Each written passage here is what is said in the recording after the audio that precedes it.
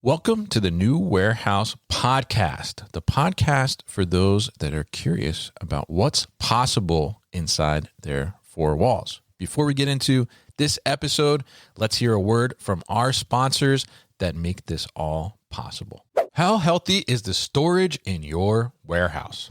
Have you ever walked the aisles looking for rack damage, empty pallets, or hanging pallet wrap? I know I've spent too much time doing that in my ops career. Now, there's a better answer from Dextery. Storage Health is their AI-powered check that runs with every robot scan that can detect damage, safety hazards, and hygiene issues across your warehouse at every height. Think damaged racking, pallet defects, tipped items, hanging shrink wrap, or damaged goods. Easily detected and alerted by Dextery's AI-powered platform while their robot scans your aisles. Stop missing these critical ops items and put Dextery's Storage Health to work for you at Dextery.com. That's DEXORY.com. Thank you to our sponsors, and now let's get to the podcast.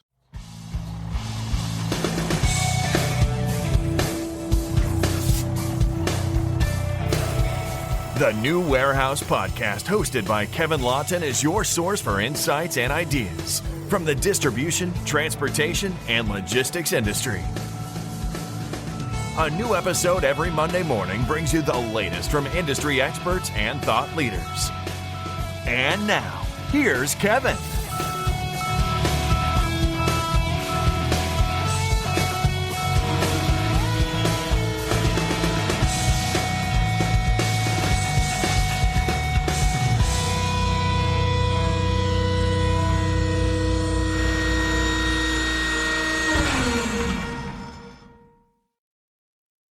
Hey, it's Kevin with the New Warehouse Podcast here at Modex 2026 in Atlanta. And right now I am in the Ocado Intelligent Automation booth, and I'm with David Sheffrin, and we are going to hear a little bit about Ocado solutions. One of them is behind us right now, and then we're going to jump over and see some of the other solutions in their second booth too as well. Large presence here, David. It's exciting. Yeah, yes, so absolutely. Modex is important to us. It's a great place for us to meet the people in North America who are looking for these kinds of solutions. Yeah. What you see behind me is the Ocado storage and retrieval system. Okay. So this is our high-density tote-based storage fulfillment solution.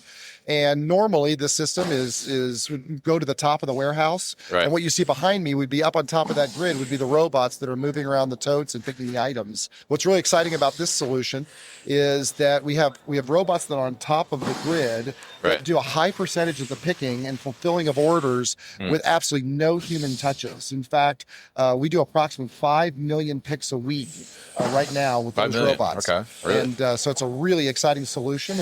And what we're excited about is that in North America, it's apparel companies, grocery companies, healthcare distributors, really anybody who does a high level fulfillment of items at the each's level use this kind of a solution.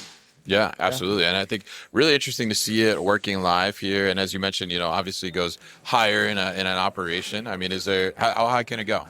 Yeah. So what's behind me is a two tote high stack. Oh, this is 2 totes. Okay. Normally we do 21 totes high. Okay. So, it'd go to the ceiling and cube out an entire warehouse. Yeah, absolutely. So really interesting to see this here. And obviously, very interesting to see the robotic arms on top that are picking the individual pieces with the gripper. So tell us a little bit about, what has been some of the reaction here on the show as people see this in action. Yeah, one of the funny things people say a lot, which I understand, is they're like, oh, you always have the covers off of your robots. Yeah. And, they've got a very unique design, and it represents a lot of our design philosophy at Ocado. Okay. So the robots, they look kind of skeletal. They're actually 3D printed. And we did that. Really? Okay. We did that to make the robots as light as they possibly can be, because every design decision that we're making is about throughput. Yeah. And so light robots means they can accelerate faster. It means we can have more robots on the grid because they're lighter. Yeah. And then it also lets their batteries last longer. So we don't put covers on them. There's no use for covers. Yeah. But they really look kind of futuristic that way. But they do. They do look super cool. Yeah. Very cool. Yeah. I thought that was just for the show. wow. Exactly right. Yeah. No, that's the product. Wow. Excellent. Fantastic. Yeah. Great. Another one of those design decisions is back at the corner. You'll see another robot. Okay. And so this technology, the way they'll do is the robots, when they need to charge their batteries, they'll go park at a charger. Okay. And they'll charge the battery. We don't do that. We go over to that other robot in the corner, and that robot changes out the battery. So in 30 seconds, the robot is back in operation.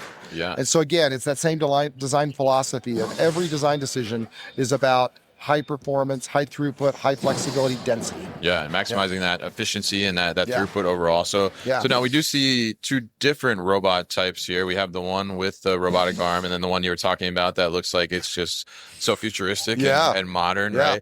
So tell us what's the difference between the two? Like obviously the one is piece picking. What's the other one doing? Yeah, so the square robots are running around the grid, and they're picking up totes and placing totes. Got it. And so if you think about a normal warehouse might have anywhere from, I don't know, 50,000 to 1 million bins. Yeah. There's a massive AI component to figuring out what to pick, where to place it, where to, to stage it. And what these robots are doing is they're bringing those totes to these picking arms, and each one of those picking arms can reach 8 totes around it. And so it's picking from supply totes, placing items in order totes. Got it. Okay. So the robotic arm is stationary. Yes. Got it. Okay. So they're basically digging through and getting the bin and bringing the proper bins over to be able to fulfill the orders that need to be picked. Exactly. Got it. And they pick whatever robots can pick, and then whatever needs to be picked by a person, we just send that tote down to a pick station, and people do that picking. Gotcha. Okay. Yeah. All right. So the ones that can be picked by the robotic arm go to the robotic arm, right? And then the other ones go out to, I guess, a pick place for people to pull those out. So how does the system know, like, which items can go to the robotic arm and which ones can't? There's such an AI and data and learning thing that goes on there. So we call it entitlement, and our goal is to have a larger and larger percentage of the items in the grid be able to be picked by the robot. And we start to learn which items robots have trouble picking and which ones they do well. And so what we do is the ones that we know the robots don't pick, we send to a person. The ones we know the robots do pick, we send to the robot. Those ones that are kind of in the middle there, there's a lot more trial and error that goes into that. And we might try with the robot, and if it fails, it goes to the person, or we might do some additional training around that time. Interesting. Yeah. Okay. So if it goes to the robot and it can't pick it, then the system will automatically reroute that bin. Totally. There's fantastic. There's such a need for resiliency in a system like this. Yeah. Another one of the design concepts is no single point of failure. Yeah. And so we have a lot of ways that we think through that, and as you think about building this kind of a highly automated warehouse, that's an important discussion topic that we'll have with you again and again and again and again. Yeah. Absolutely. All right. Fantastic to hear about the OSRS here. And if people want to get access to this, I mean, is this readily available for installation? It totally is. And in fact, if you want to get more information, go to OcadoIntelligentAutomation.com. Right. And we actually have a virtual factory tour that takes you step by step through the entire process where you can see it online. Oh, cool. Yeah. All right. Well, we'll definitely check that out at thenewwarehouse.com as well. But this isn't the only robots you have, right? You got the other booth across the way here. So we're going to head over there and check out Chuck and Porter, right? Let's do it. All right. Let's do it. All right. Now we're at Ocado's other booth. So, David, tell us a little bit about what's going on here. Thank you. Yes. So this is our booth for Ocado IQ. And Ocado IQ is Ocado's execution fulfillment software. Okay. And what it does is it sits below your WMS in a fulfillment warehouse. Yeah. And what we do is we take your orders. Maybe you drop 2 hours, 4 hours worth of orders to us. Sure. And then it's our software that creates the most efficient fulfillment strategy for that, enabled by our 2 AMR platforms. Chuck, which has been around for years and is one of the most popular AMRs on the planet. Right. And then what we're announcing new today is Porter, his big brother, which handles pallets and does case fulfillment using a pallet framework. Yeah, interesting. So the Ocado IQ is kind of driving the actions of both Chuck and Porter, right? So tell us a little bit about, like you mentioned, Chuck has been in the market for quite some time, right? So tell us a little bit more about Porter and kind of, where the idea for Porter came from and what was kind of the demand in the market there. Thank you. Yeah. So we have a lot of customers who use Chuck, love Chuck. Yeah. Chuck is so good at individual item fulfillment. Right. And so many of those operations also do, mixed pallet fulfillment, where they'll take supply pallets and they'll create mixed case pallets. And what they're looking for is the same workflows that they have available to them on Chuck, but also be able to do their case fulfillment operation, perhaps in an omni-channel environment or something like that. So that's why we responded to that request and released Porter. All right, interesting. And so now you just said Porter is Chuck's big brother. Yeah. Right? Sometimes brothers, they got to work together, right? They do. So Chuck and Porter, I mean, in one operation, how can they kind of coordinate and work together for some of those omni-channel settings that you mentioned? Yeah, so first and foremost, they work on the exact same Ocado IQ platform. Okay.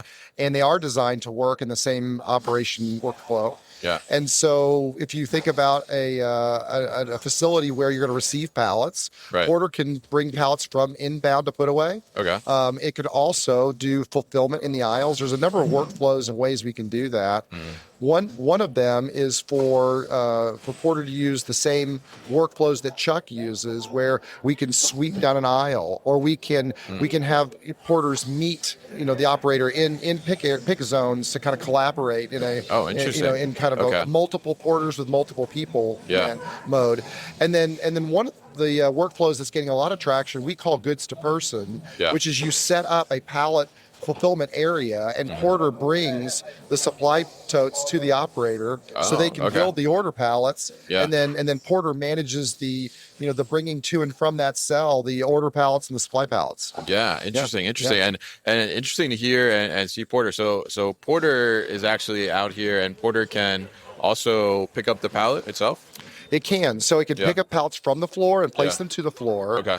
And it fixes one of the real tricky issues that has existed is with AMRs, is it's often very difficult to pick up or put down an empty or a lightweight pallet. Yeah. And so you can imagine if an AMR is based like on a pallet truck type frame, sure, it typically has wheels that have to roll over the runners on some pallets. And if it's a light pallet or an empty pallet, it could just push that pallet.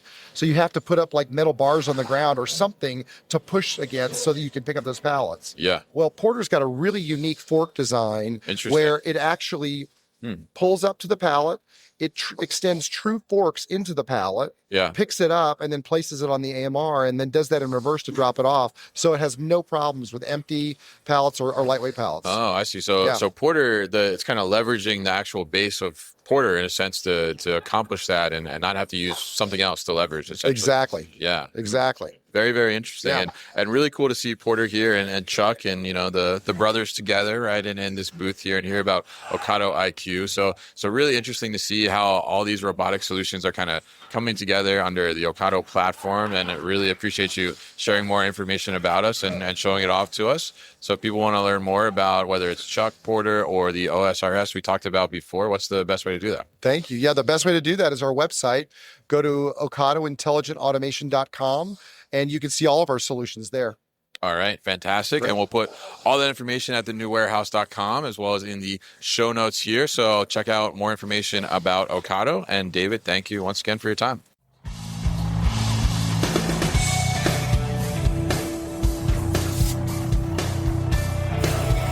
You've been listening to the New Warehouse Podcast with Kevin Lawton. Subscribe and check us out online at thenewwarehouse.com.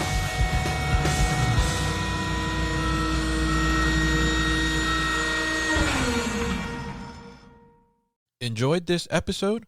Make sure you are subscribed to the podcast, and for more content from the New Warehouse, find us on LinkedIn and YouTube.